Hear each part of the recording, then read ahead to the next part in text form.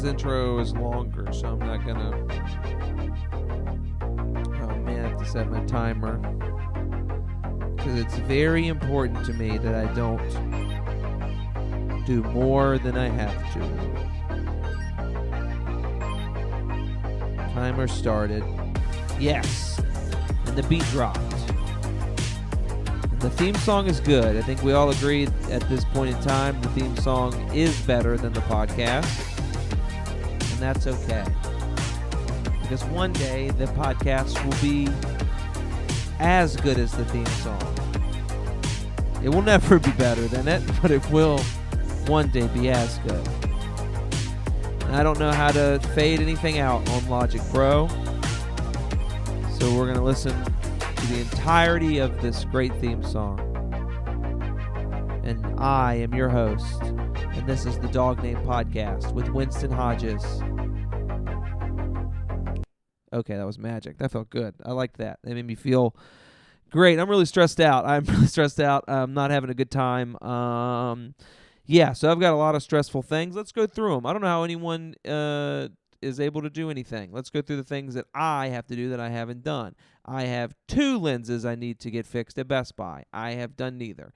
I put one off, and in my time of putting one off, someone knocked the other one over, and that broke as well. So now I'm missing 2 lenses. So that's why we're doing one camera angle, and it's up close, and it's personal, and that's the type of camera angle that we do on the show now. Is this one right here? Now, listen up. That's number 1. Number 2, I just got an LLC. All right.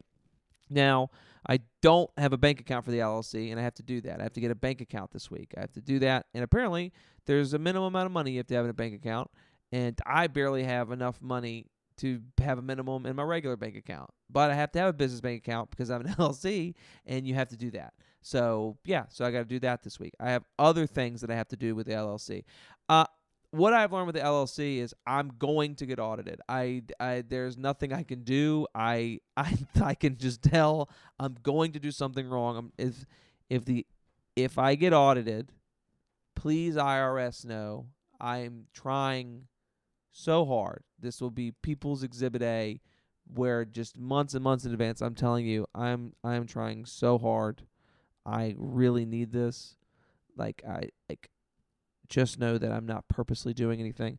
And as I said that, I just remembered I have to send a check to the IRS because they make me prepay my taxes, and I can't remember if I did that or not. So now on the podcast, I am checking to see if I need to be freaked out.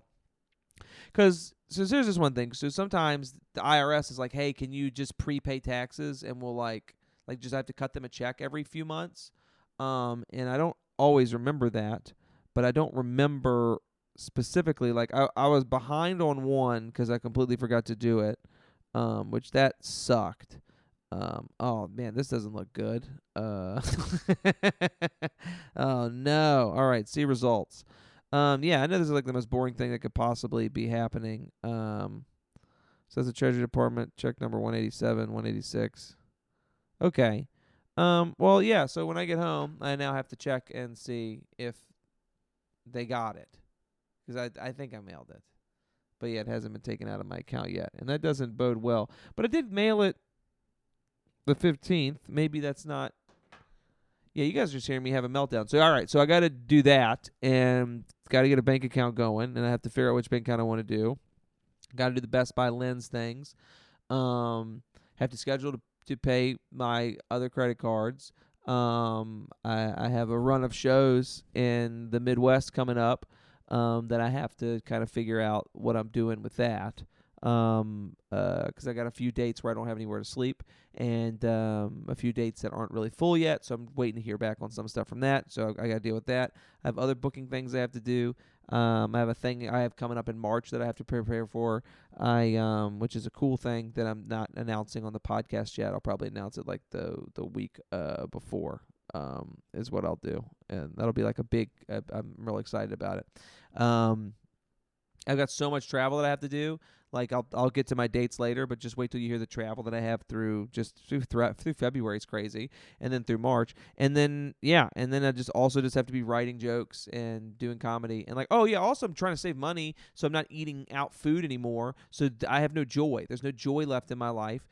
What am I doing? Well, Winston is buying loaves of bread and peanut butter, and he's eating them on the road like a maniac, and that's just what I did. I was in. Oh my gosh, yeah. So that's what I'm dealing with. I'm stressed out, but let's get to stuff that might be funny now that we've got the mental breakdown out of the way. I'm literally the type of person where it's like, I'm going to be so stressed about this check to the IRS until I get back, because they're going to audit me. It's no universe where it's like I'm doing everything I can. I'm doing a good job. They're going to take everything I own. They're going to take the video games. That's all I got. They're gonna take my Pokemon cards that I found that are first edition. They're going to take those from me. But please don't, because I'm paying my taxes and I'm doing the best I can, and anything that is wrong is due to ignorance. So, yep, that'll work. I think that'll work in court. I think that they'll be able to see that I'm trying really hard to do the best that I can. I just got back from Pittsburgh, Pennsylvania. That's right, Steel City, USA, Pittsburgh, Pennsylvania. I've been a few times before for shows. Previous to this one, I think maybe I'd been like 3 times before. This is my first time going and headlining. I have one time it was like a showcase type of show, and the other 2 I was opened for TJ once when he was on a show, and he just wanted someone to ride with him. And then I've featured for Chris up there years ago at this place called Ham Bones, which is out of business. Rest in peace. But that was really fun. But I was headlining 2 shows. I got to hop on a 3rd show. I stayed at the Steel City Arts Foundation. That's what I think it is called. I think it's called SCAF, but it's like steel. Like basically, it goes by Steel City AF. So it's like, as you know, the word that I don't say on the podcast, but it's sick because they basically are like, for headliners and comics coming through town, if there's availability, it's like this. They've got like a podcast studio there. It's like this old church in the Lawrenceville area of Pittsburgh. And basically there's like 3 or 4 rooms where comics, headliners that are passing through town, they'll put you up for free. Like I didn't have to pay anything. It's covered. It's like this arts foundation. They're a nonprofit. They really are. Steve Hofstetter started it. He's like if you don't know who Steve is, he really popped off. He was like the first comic to really be doing like heckler videos, and he was doing them like 15 years ago on YouTube and stuff, before TikTok, any of that stuff was a thing. He's a big DIY tour guy, funny dude. But basically, he moved to Pittsburgh and put this like crazy thing together where it was like they have comics that like you can apply for like a grant to like stay there, and they like come and they. And you can like live there for 6 months at a time. So it's really cool. It's a great resource for local comics and the comics that are the resident comics that are there, but also headliners who come through. So like I was there this weekend. Sandy Benton, who opened for me, was there. Also Kristen Key was apparently in Pittsburgh. She was in Pittsburgh this weekend, the same time I was there, and we didn't meet each other until Sunday when we worked together and in DC. So I work with Kristen Key at the DC Improv tonight, actually, but the 2 nights before we were staying in the same place and just didn't get to see each other. It's just they really take care of people up there. So that's a cool space. They got a lot of really awesome, dope shit going on there. The some of the more fascinating things was freezing. I will say that it is like 12 degrees in Pittsburgh right now, and it was like 15 degrees when we were there, and that was during the day. So it was very cold. One of the coldest things I've ever been a part of. We went in, and I am trying to spend less money on food. So what I'm doing is I'm going out to eat like once a week now. That's like what I'm doing. So this past week, because I was on the road, I was like, oh, crap, I'm going to have to go out to eat a lot, or I'll buy groceries. So we bought groceries. I brought my little snack pack, and we bought groceries. I went to a grocery chain in Pittsburgh, and I think it's based out of Pittsburgh, but it's all in Mid-Atlantic, called a Shop and Save. And I don't know if anyone's ever been to a Shop and Save, but it was unreal. It was like crazy. It was crazy. It was like, I am glad we went because I have always wanted to know what it would be like to grocery shop during the apocalypse. You know what I mean? Because it is Dude, it is like a Mad Max hellscape in that place, dude. Dude, you go to a shop. I was in the Shop and Save in Lawrenceville, part of Pittsburgh. Dude, the floor is like, it looks like an unfinished basement. There's like sections of the store that are just like, we're adding stuff. And it's like, they are not. They are not adding anything. They are absolutely subtracting. It's like they got foods in there that I haven't seen in like they had Waffle Crisp. Dude, I haven't seen Waffle Crisp cereal since the 80s. You know what I mean? Like it is insane. I have not seen that at all since I was like literally a child, probably in the late 90s, early 2000s, right? So they got like stuff like waffle. They had 3 different types of Pop-Tart things. So they had Pop-Tarts, and then they had like another, their store brand of Pop-Tarts, and then you went to the bargain aisle and they had Toast-em-Ups, which is like unreal bad name for fake Pop-Tarts, dude. Just like anything. Like you call them like Tart Pops or Top Parts or literally anything other than Toast-em-Ups that's rough. That's a rough one to hear. The box looked bad. So they've got unfinished basement floor. Great deals on everything. They got like peanut butter for like $1.15. They like I got like two giant bags of chips for like $7. Like a lot of different amazing like things. So great deals. Their break room for the staff was they didn't have a break room. You know how like Yusuf, you know how like a lot of grocery stores, they've kind of got like the 2 entrance doors where it's the entrance, or more like a Walmart. You know, a Walmart has like you can go in this side and there's another side of the building to do that. So Shop and Save had that, but the break room was they closed one of the doors and just kind of sectioned it off so that the break room is the staff is just a sad woman sitting around like a circular lunch table in front of that door, and the wall to that break room was the biggest pile of Faygo soda I have ever seen in my life. And they're selling Faygo 4 12-packs for $10.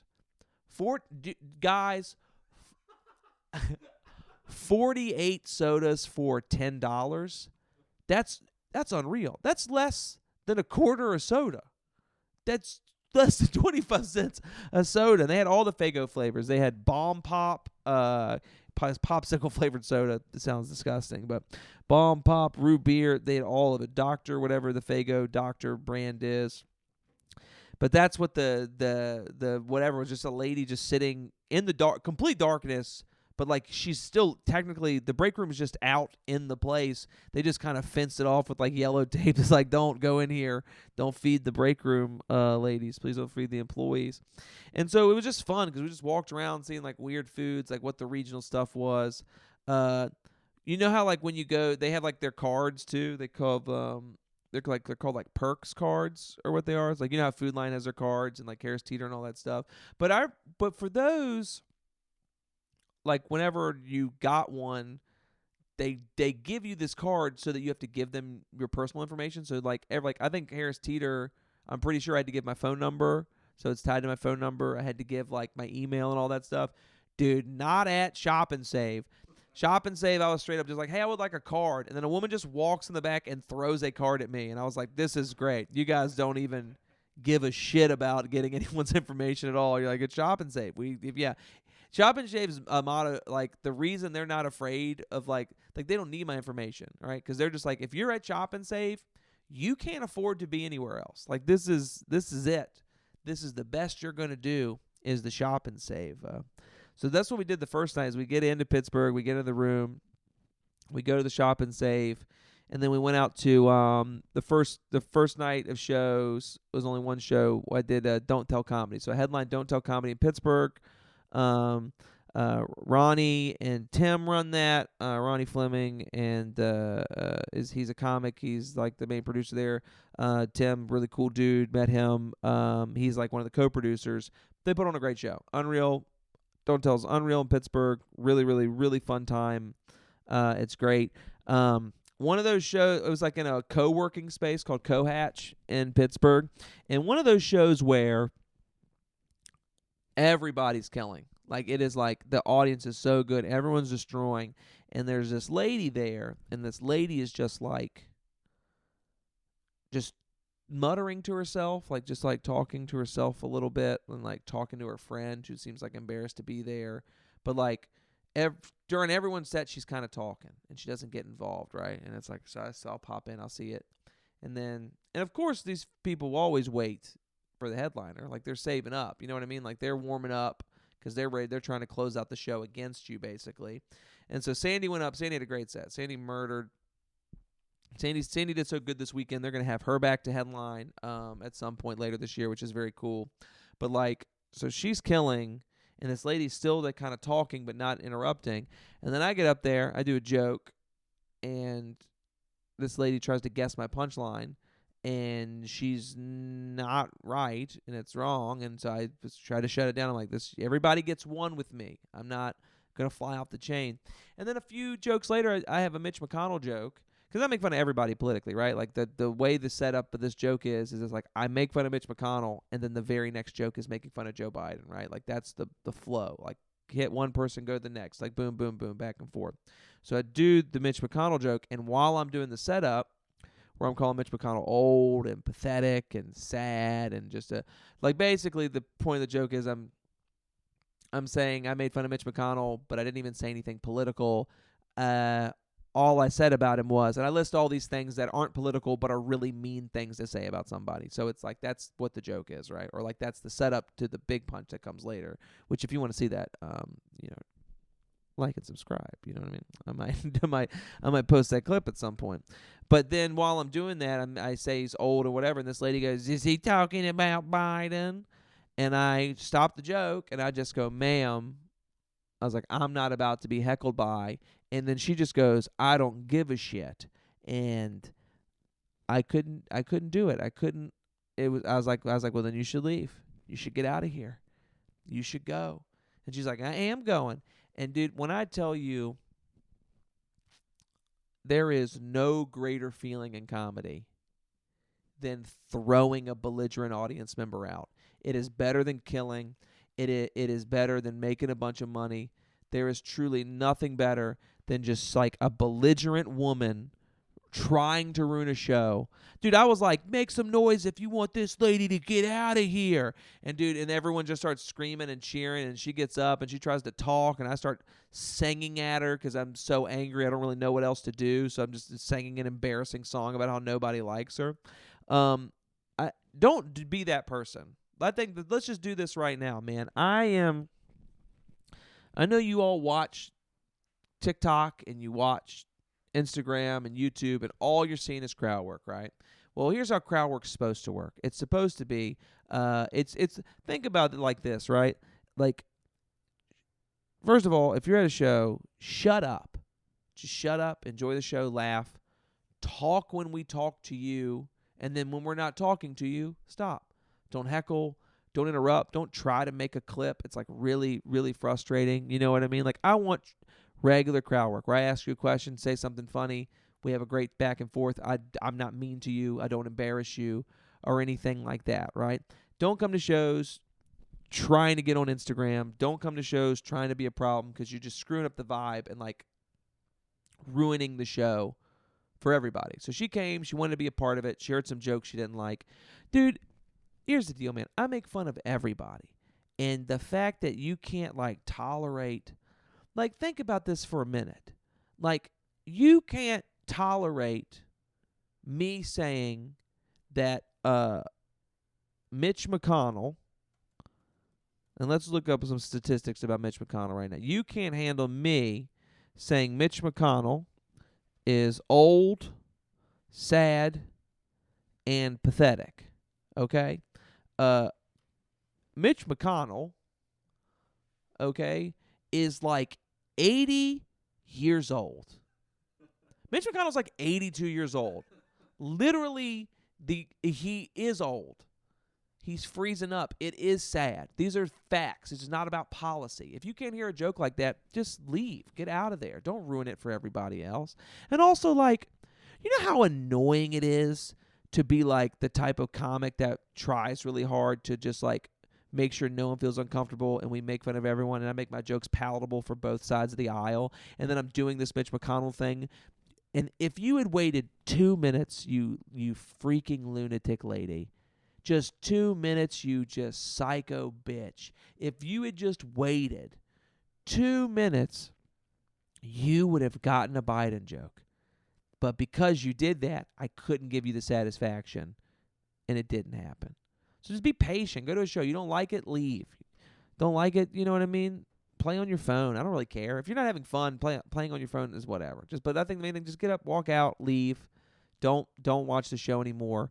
But it's like, you're a drunk white woman who's like, you're a drunk Trump supporter who's wine drunk in Pittsburgh in a room full of people that are having a wonderful time.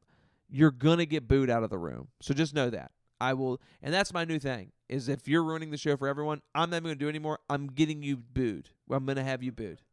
That's what it is. Getting booed looks like it hurts. Okay? It looks like, dude, the thought of it, I've never been booed. I don't know.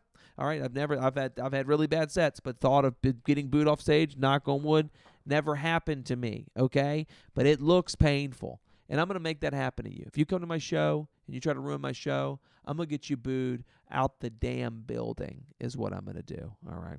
But it's great. I came right back to it. Set killed. It was I had a really, really, really strong set.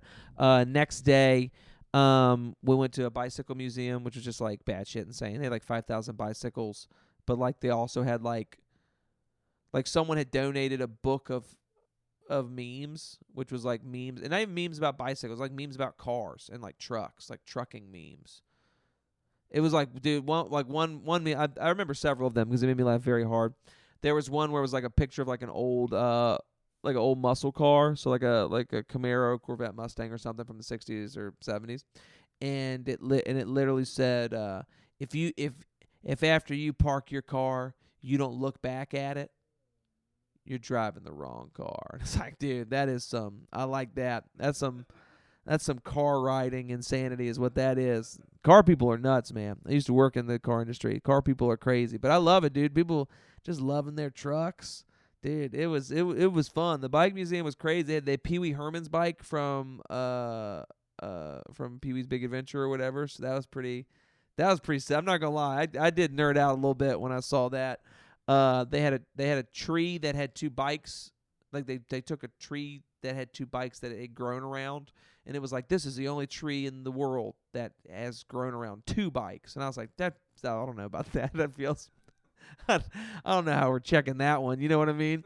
That one felt a little forced. But it was like, yeah, it's just like it's the only tree that's grown around two bikes, one in the 40s and one in the 60s. And I'm like, all right, well, let's do it. You know what I mean? That's a pretty breakable record. Let's grow a tree around three bikes and just shut this bad boy down. You know what I mean? Get Guinness over here. What else, dude? There was so much stuff at the bike museum.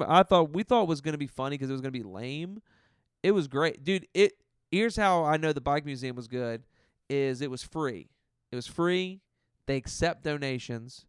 I have never given a donation at a free museum in my entire God-fearing life. Not one single thing.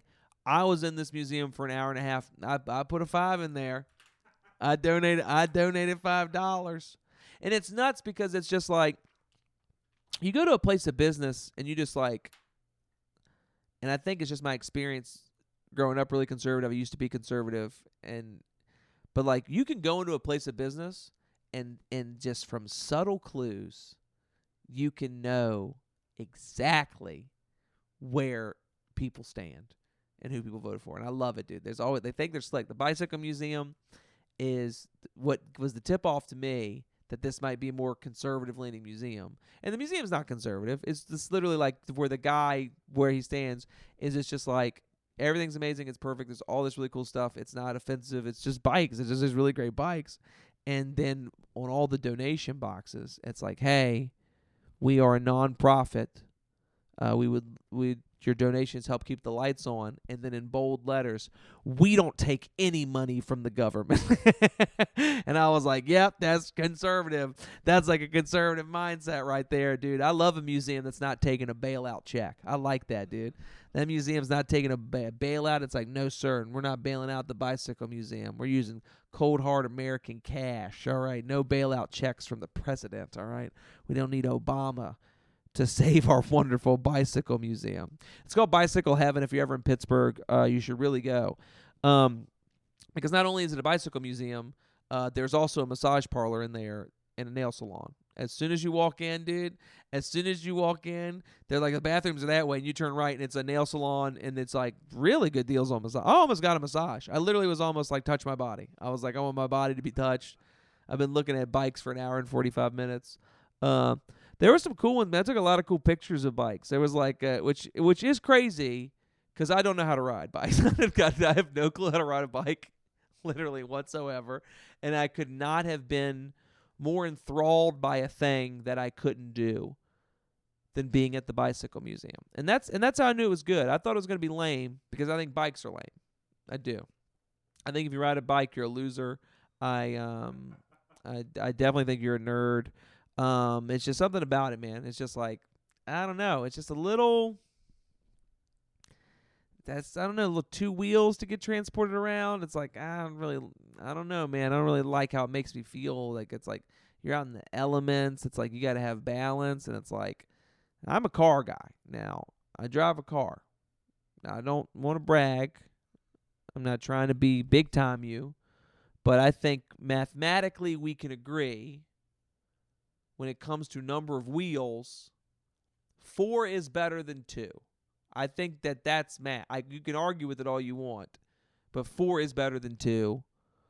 And like, also, I don't know, man. Why don't we make tricycles cool? Let's do that. I can ride a trike. I was really good at trikes. I was like, I was probably one of the best at it. Like with all the kids, they would be pretty good at riding trikes, and then I would just be like, they would be like, man, Winston's like. I was so good at riding a tricycle that people were astounded that I didn't make the transition to bikes. They could not. They were just shocked and stunned because I had all the makings of a bike guy. I had everything going for me. I was good at the trike. It was like, because that, you know what I mean? Like, that's like the minor leagues of bikes. And they were like, oh, he's putting it all together. Like look at he's pedaling, he's balancing, he's making nice turns. Like, he's not going all over the place. It's like, oh, he's taking care of his trike.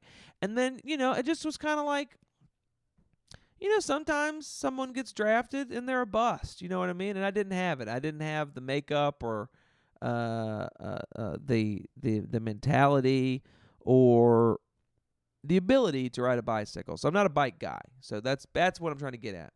Trikes are cool, bikes I'm not. I just don't ride bikes. Just can't do it. So whatever. I could not, dude. I looked at every bike and was like, man, these bikes are hot. These are some hot bikes. He had like wooden bikes from the 1800s, and I was like, he had like penny farthings, the ones that are like the giant. Like like the silliest bike just think of the silliest bike you've ever seen, and that's what a penny farthing is. That's the ones where it's like the really big wheel and then like the really tiny, like, which I don't know how people ride those at all. Like, I don't know how that works at all. That's like, those seem tougher than bikes, the penny farthings. But also he had like the meme book. So the meme book is there. That was a gift from someone that had come before. He also had another thing that was a baby doll in a cage. He had a baby doll in a cage. And I absolutely took a video of this. I posted it already on my socials, but it is kind of astounding. So basically, what it is there's a baby doll that's like in a like almost like a lobster cage type of thing, which is like truly unhinged to see. But basically it says it's called The Babysitter, and it says it's a baby in a cage, and it says, is the baby in the cage being punished, and is it cruel? Or, and then it says lift for another suggestion. And then you lift this up. So basically what it's saying is it's like philosophical as shit, right? This is baby in a cage. This is really creepy baby doll in this green cage. And it goes, is the baby in the cage being punished, and is it cruel? Or, and then you flip it up and it goes, or is the baby being protected from a world of mass shooters, terrorists, and drive-by shootings? And it's like, damn, dude, I didn't think we were going to get that deep at the bike museum. That's just, it's insane to me. That's just sitting out next to bikes. Like, it's got nothing to do with it. It's a really unhinged museum. You should go. I think if you're ever in Pittsburgh, it's really, really, really fun and worth going. So please go do that. So the Shop and Say, we did the bike museum. You know Pittsburgh has the most bridges of any city in the world? It does. It has the most bridges of any city in the world. It beat out Venice, Italy. There are 3 more bridges in Pittsburgh than Venice, Italy. And finding out that Pittsburgh has 3 more I think I had a stroke. 3 more bridges than Venice. Finding out that Pittsburgh has 3 more bridges than Venice, Italy. It's almost like they purely did it just so they could be like, we gotta be better at Venice at something. we gotta, because it ain't gonna be weather, brother, and it's not gonna be food, but it is the most bridge. There's so many bridges, and it's like I don't know what they're counting as bridges because I didn't see 400 something bridges, but it's like, what? Yeah, let's look that up. What counts as a bridge in Pittsburgh? And I truly had a wonderful time in Pittsburgh. I thought it was really good. Yeah, so a raised public road that spans 20 feet or more, and there's 420 of those in Pittsburgh.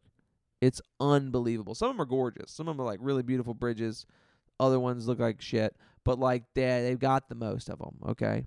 And it's crazy because it's just like it is so cold up there during the winter. It is an absolute miracle that everyone in that city is not jumping off of them. I don't know how you have that many bridges and you're that cold and you don't have all 300,000 people. Like a few weeks ago when the Steelers like lost in the playoffs, I don't know how every person in that city did not walk to the Andy Warhol Bridge and jump immediately into the Allegheny River or whatever the hell it spans. I don't even know what it does. I'm going to look up the Andy Warhol Bridge. I think that's a bridge there. I think that's a bridge there. I didn't drive over it, but yeah, okay. It's the 7th Street Bridge. Allegheny River. Let's go, brother. That is awesome. I got that right. Oh boy, look at me. Look at me go. It spans the Allegheny River in downtown Pittsburgh. It's the only bridge in the United States named for a visual artist, which I would have never guessed that at all. And it was opened for $1.5 million in 1926. Oh, so they just they just named it for him later. Okay. They got like 3 parallel bridges called the Three Sisters. The others are the Roberto Clemente Bridge and the Rachel Carson Bridge. I don't know which one I drove over. We drove over there's so many freaking bridges, man. But it is cool. This is the 3rd bridge on the site facing north.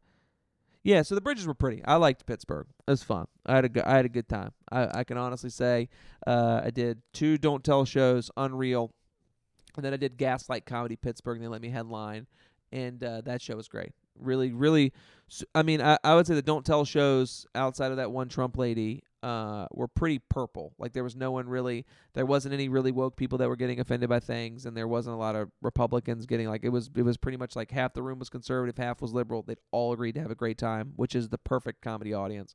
And then the Gaslight Pittsburgh thing was like so woke. It was like it was unreal different. It was like every hipster in town. Everyone was really cool. They were really dope. But it was really interesting to find out which jokes worked better in some rooms than worked in others. Because I definitely had a few of those that all the sets were great, but there was definitely stuff that worked better at the Don't Tell than they did in the other one, and vice versa. But yeah, so that's basically the Pittsburgh trip. I'm sure I'm forgetting something, and I'll talk about it later. And then I got back to DC today, and I got to open for Kristen Key, who is she's a very funny comic. She's a headliner, doing great on social media. But she's someone that I watched there's a really interesting documentary on YouTube that just some independent filmmaker made that's about road comics, and she's in it. And I remember watching it 8.5 years ago, right before I started stand up, and just her parts made a big impression on me. She was really interesting and stuff, and so being able to work with her is great. The tour she's doing is the Lesbian Army tour, and I was the only guy on the show. So yeah, I felt a little out of place, but not in a way that was like, oh, I'm gonna do poorly. Just in a way that was just like, okay, this feels like a mistake. You know what I mean? She was Like where it's like cuz also just kind of look like that lady. Like it's nuts, dude. Like go look at look at Kristen Key. You should find her stuff. She's a really great comic. But like her haircut now is close to what my haircut used to be, and we both wear like glasses. It is unreal. Like literally, it's the type of thing where it was like I was like I might get, you know, misconstrued or someone might think I'm her when they're going to the bathroom or whatever. But she was great. We had so much fun talking. It was really fun. Jenny Cavallero was hosting on that show. She crushed. It was very interesting what a room full of white lesbians laughed at from me. It was very interesting. They had a great time. Had a really good set. I do have a joke where the punchline of the joke is basically I got heckled so bad about a political joke and then my point of my joke is when you I try to be progressive, but when you get heckled by a white woman, all that progress gets sucked out of your body. And then I do basically a punchline where I call a lady a bitch, but it's really, you know, it almost always does really well. You can see my liking and subscribing because I'll probably post a clip of that as well. But dude, it was like that joke opens with a making fun of a Republican thing, and then it goes into a calling a woman a bitch thing. So it's like trying to hit on both sides. And dog, when I tell you I could not have lost that room faster than when I called the make-believe woman a bitch in the joke. Like where literally all I said afterwards, I was like, that is insane that you guys are more pro-women than you are anti-Trump. And like that got them back. But I was like, this is nuts, man. It was just really interesting. They didn't really like any race stuff, but not in a way of like, oh, we disagree with you. Just more like this isn't for us. But all the other stuff crushed, and I closed really, really strong. And Kristen Key was really kind. It was really nice. I had to hop over to the lounge to do a set, and then I came back and listened to the rest of her headlining set. She was very kind, very nice. I would recommend seeing her live. It was really, really, really interesting. She plays music and does stand-up. But also it's like really cool because it's like she's telling jokes, playing songs, and then there's several sections in the middle where she does Q&A, which basically is a form of crowd work and riffing. So there's like 3 different types of sections, and she does like 70 minutes. Like it's a long. Like she got her light at like 60 minutes, and then I think she did another 10 to 15 minutes. So if you get a chance to see her, she's really good. You should check her out. Now that I'm done talking about shows, I can tell you which ones I have coming up because that's another thing I'm stressed about. I have so much promotion to do, I don't know what to do. So January 25th, I'm at Aurora Market in Washington, D.C. at 7 p.m., closing that show out. January 26th, I'm at Clear Skies Meadery at 8 p.m. January 27th, I'm on Don't Tell Comedy Baltimore. January 30th, I'm at Pop's Fizz Bar, 7 p.m., Washington, D.C. February 2nd and 3rd, I'm at the Kansas City Improv, opening for John Heffron. February 7th, I have my show at the Alamo Draft House in Crystal City. February 8th through the 10th, I'm at the Portland Helium, opening for my very good friend, Miss Jamie Lee. Very funny. February 15th, I'm doing a spot at Prima, D.C. February 16th, I'm headlining at Hotbed Comedy Club in D.C., 2 shows. And then on February 17th, I'm actually taping a clean little comedy special to try to submit to Dry Bar Comedy. That's going to be in Harrisonburg, Virginia, at the Serenity Inn. Get your tickets. All those ticket links. Also have to update my ticket links. All those ticket links will be in my bio on my Instagram, or go to those separate sites. But yeah, that show February 17th is I think I'm gonna do like an hour. The first 30 is gonna be clean, just jokes, and then the final 30 I'm gonna do a bunch of crowd work and stuff. So trying to get picked up something with with Dry Bar if I could submit and get something for that, because I'm trying to do anything to make ends meet, brother. Trying to do whatever it takes to get to where I need to be. Well, folks, we're coming to a close. All right, we're coming to a close. I mostly talked about shows this week. I mostly talked about my trips. I hope you enjoyed it. This one didn't feel as funny as the other ones, but it felt informative. I think I'm too stressed out to be funny right now. But I will say this. I got a massage about a week and a half ago, and if you listen to the last episode, you know that I did. Did I talk about this already? I feel like I talked about this. Did I talk about? Okay. Because it's a thing that happened. This happened like 2 weeks ago, right? So when my stomach was feeling really terrible and I was on Imodium and I didn't poop for like how many days, while I was on Imodium before I went to Asheville, I got a massage. And there is, I think the bravest thing I've ever done